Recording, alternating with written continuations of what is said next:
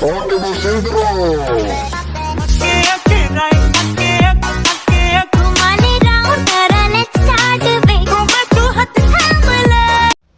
Assalamualaikum warahmatullahi wabarakatuh. Perkenalkan, nama saya Andi Muhammad Yusuf Ahmad dengan NIM 2002 0955 2017. Perkenalkan, nama saya Muhammad Ilham Ramadan. Pada kesempatan kali ini kami dari kelompok 9 ingin mempresentasikan 3 materi, yakni perbandingan CISC dan RIS, yang kedua desain set instruksi, dan yang ketiga mode pengalamatan. Baiklah, saya akan membahas materi pertama, yakni perbandingan RIS dan CISC. Yang pertama, RIS. RIS singkatan dari Reduced Instruction Set Computer, merupakan bagian dari arsitektur mikroprosesor berbentuk kecil dan berfungsi untuk mengatur instruksi dalam komunikasi di antara arsitektur yang lainnya. RIS berarti komputasi, kumpulan instruksi yang disederhanakan. RIS merupakan sebuah arsitektur komputer atau arsitektur komputasi modern dengan instruksi-instruksi dan jenis eksekusi yang paling sederhana. RIS mempunyai karakteristik. Yang pertama, one cycle execution time, yaitu satu putaran eksekusi. Prosesor RIS mempunyai CPI atau clock per instruction, atau waktu per instruksi untuk setiap putaran. Hal ini dimaksud untuk mengoptimalkan setiap instruksi pada CPU. Yang kedua, pipelining, sebuah teknik yang memungkinkan dapat melakukan eksekusi secara simultan sehingga proses instruksi lebih efisien. Yang ketiga, large number of register, jumlah register yang sangat banyak. RIS didesain dimaksudkan untuk dapat menampung jumlah register yang sangat banyak untuk mengantisipasi agar tidak terjadi interaksi yang berlebih dengan memori. Adapun ciri-ciri prosesor pada RIS, yang pertama, prosesor RIS mengeksekusi instruksi pada setiap siklus detak. Yang kedua, instruksi pada prosesor RIS memiliki format tetap, sehingga rangkaian pengontrol instruksi menjadi lebih sederhana. Dengan kata lain, dapat menghemat penggunaan luasan keping semikonduktor. Yang ketiga, instruksi yang berhubungan dengan memori, hanya instruksi isi atau load, dan instruksi simpan atau store, dan instruksi lain dilakukan dalam register internal prosesor. Dan yang terakhir, prosesor RIS memerlukan waktu kompilasi yang lebih lama daripada prosesor CISC. Konsep arsitektur RIS banyak menerapkan proses eksekusi pipeline. Meskipun jumlah perintah tunggal yang diperlukan untuk melakukan pekerjaan yang diberikan mungkin lebih besar, eksekusi secara pipeline memerlukan waktu yang lebih singkat daripada waktu untuk melakukan pekerjaan yang sama dengan menggunakan perintah yang lebih rumit. Mesin RIS memerlukan memori yang lebih besar untuk mengakomodasi program yang lebih besar. Yang kedua adalah Complex Instruction Set Computer atau biasa disebut CISC. CISC atau Complex Instruction Set Computer berarti kumpulan instruksi komputasi kompleks. CISC adalah sebuah arsitektur dari set instruksi di mana setiap instruksi akan menjalankan beberapa operasi tingkat rendah seperti pengambilan dari memori, operasi aritmetika, dan penyimpanan ke dalam memori. Semuanya sekaligus hanya di dalam sebuah instruksi. Karakteristik CISC dapat dikatakan bertolak belakang dengan RIS. Konsep CISC menjadikan mesin mudah untuk diprogram dalam bahasa rakitan. Tetapi konsep ini menyulitkan dalam penyusunan kompiler bahasa pemrograman tingkat tinggi. Dalam CISC banyak terdapat perintah bahasa mesin. Adapun ciri-ciri prosesor CISC, yang pertama, jumlah instruksi yang banyak dan instruksi yang lebih kompleks. Yang kedua, CISC akan menghasilkan program yang lebih kecil dan lebih cepat. Dan yang terakhir, ukuran program-program yang dihasilkan akan menjadi relatif lebih kecil dan penggunaan memori akan semakin berkurang. Contoh-contoh prosesor CISC adalah sistem 360, FAX, PDP-11, varian Motorola 68000, dan CPU AMD dan Intel X86. Adapun perbedaan RIS dengan CISC dilihat dari segi instruksinya. Pada RIS, menekan pada perangkat lunak dengan sedikit transistor. instruksi sederhana bahkan single, load atau store atau memori ke memori bekerja terpisah, ukuran kode besar dan kecepatan lebih tinggi, transistor di dalamnya lebih untuk meregister memori.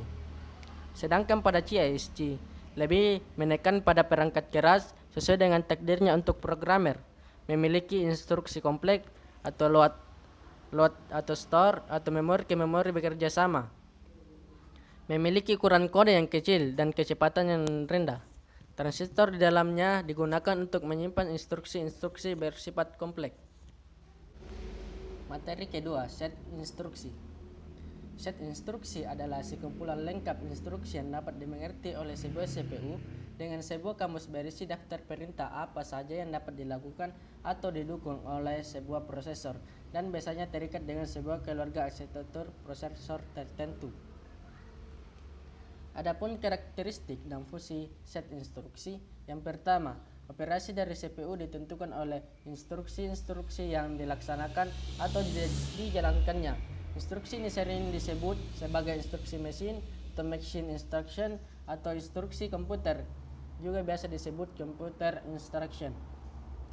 Yang kedua, kumpulan dari instruksi-instruksi yang berbeda yang dapat dijalankan oleh CPU disebut set instruksi.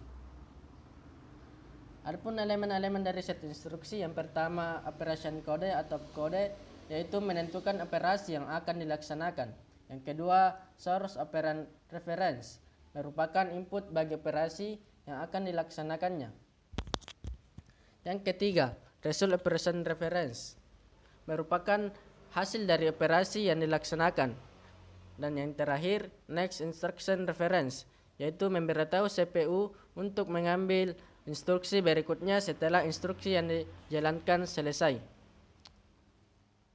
Source dan result operand dapat berupa salah satu di antara tiga jenis berikut ini.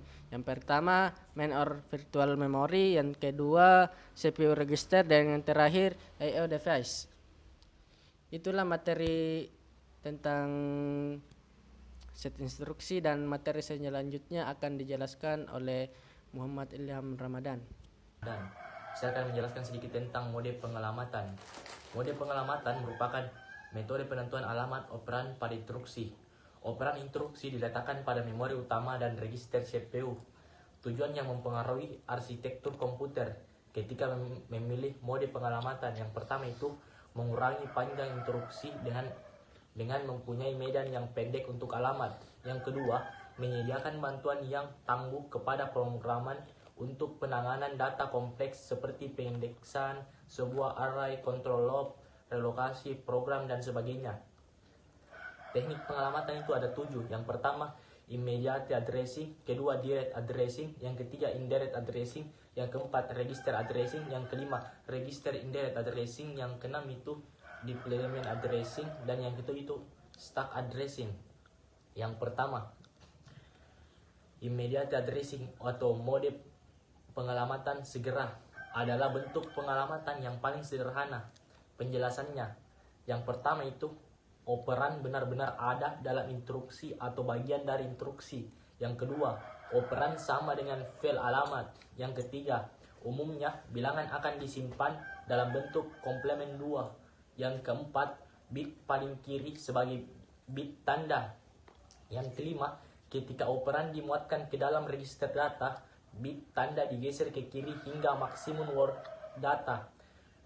Keuntungannya, tidak adanya referensi memori selain dari instruksi yang diperlukan untuk memperoleh operan. Yang kedua, menghemat siklus instruksi sehingga proses keseluruhannya akan cepat, tetapi mempunyai kekurangan, yaitu ukuran bilangan dibatasi oleh ukuran file. Yang kedua, direct addressing atau pengelamatan langsung. Penjelasannya, yang pertama itu teknik ini banyak digunakan pada komputer lama dan komputer kecil. Yang kedua, hanya memerlukan sebuah referensi memori dan tidak memerlukan kalkulus khusus. Kelebihannya, file alamat berisi efektif address sebuah operan. Kekurangannya, keterbatasan file alamat karena panjang file adalah alamat biasanya lebih kecil dibandingkan panjang word. Yang ketiga, yaitu indirect addressing atau pengelamatan tak langsung. Penjelasannya, yang pertama, merupakan mode pengelamatan tak langsung. Yang kedua, file alamat mengacu pada alamat Word di alamat memori yang pada gilirannya akan berisi alamat operan yang panjang. Kelebihannya yaitu ruang bagi alamat menjadi besar sehingga semakin banyak alamat dapat referensi. Kekurangannya diperoleh referensi memori ganda dalam satu bit sehingga memperlambat proses operasi. Yang keempat, register addressing atau pengelamatan register. Penjelasannya yang pertama, metode pengelamatan register mirip dengan mode pengelamatan langsung. Perbedaannya terletak pada file alamat yang mengacu pada register, bukan pada memori utama. Yang ketiga, file yang mereferensikan register memiliki panjang 3 atau 4 bit sehingga dapat mereferensi 8 atau 16 bit register general purpose. Keuntungannya, diperlukan file alamat berukuran kecil dalam instruksi dan tidak diperlukan referensi memori. Akses ke register lebih cepat daripada akses ke memori sehingga proses eksekusi akan lebih cepat. Kerugiannya, ruang alamat menjadi terbatas. Yang kelima, register indirect addressing atau pengelamatan tak langsung register. Penjelasannya yang pertama, metode pengelamatan register tidak langsung mirip dengan mode pengelamatan tidak langsung. Yang kedua, perbedaannya adalah file alamat mengacu pada alamat register. Yang ketiga, letak operan berada pada memori yang dituju oleh isi register. Yang keempat, keuntungan dan keterbatasan pengelamatan register tak langsung pada dasarnya sama dengan pengelamatan tak langsung. Yang kelima, keterbatasan file alamat diatasi dengan pengaksesan memori yang tak langsung sehingga alamat yang dapat mereferensi makin banyak. Yang keenam, dalam satu siklus pengambilan dan penyimpanan, mode pengelamatan register tidak langsung hanya menggunakan satu referensi memori utama sehingga lebih cepat daripada mode pengelamatan tak langsung. Yang keenam yaitu penjelasan addressing. Penjelasannya yang pertama, menggabungkan kemampuan pengelamatan langsung dan pengelamatan register tidak langsung. Yang kedua, mode ini mensyaratkan instruksi memiliki 2 buah file alamat, sedikitnya sebuah file yang eksplisit. Yang ketiga, operan berada pada alamat A ditambahkan isi register. 3 model displacement. Yang pertama, relative addressing register. Yang kedua itu base register addressing. Yang ketiga itu indexing. Dan yang ketujuh, stack addressing. Penjelasannya yaitu stack adalah array lokasi yang linear atau sama dengan push down list atau sama dengan last in first out. Yang kedua, stack merupakan blok lokasi yang terbaik.